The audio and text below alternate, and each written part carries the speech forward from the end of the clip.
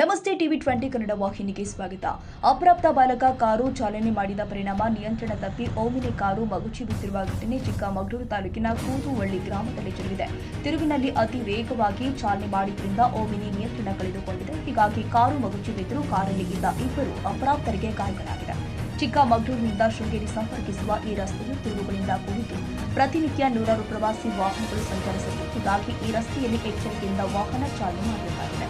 ಆದರೂ ಪೊಲೀಸ್ ಠಾಣಾ ವ್ಯಾಪ್ತಿಯಲ್ಲಿ ಘಟನೆ ಜರುಗಿದ್ದು ಗಾಯಾಳುಗಳಿಂದ ಚಿಕ್ಕಮಗಳೂರು ಜಿಲ್ಲಾ ಆಸ್ಪತ್ರೆಗೆ ದಾಖಲು ಮಾಡಲಾಗಿದೆ.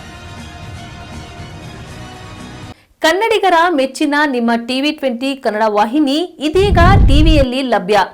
ಕರ್ನಾಟಕ ಮತ್ತು ದೇಶ ವಿದೇಶದ 360 ಡಿಗ್ರಿ ಸುದ್ದಿ ವಿವರವನ್ನ ಪಡೆಯುವುದಕ್ಕೆ ಟಿವಿ 20 ವಾಹಿನಿಯನ್ನು ಲೈಕ್ ಮಾಡಿ, ವಿಡಿಯೋಗಳನ್ನು ಶೇರ್ ಮಾಡಿ, ಕಮೆಂಟ್ ಮಾಡಿ, ಸಬ್ಸ್ಕ್ರೈಬ್ ಮಾಡಿ.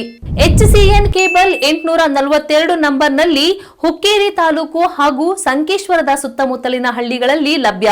PCN ಕೇಬಲ್ 129 ನಂಬರ್ನಲ್ಲಿ ಹಾರುಗೆರೆ ಸುತ್ತಮುತ್ತಲಿನ ಹಳ್ಳಿಗಳಲ್ಲಿ ಲಭ್ಯ.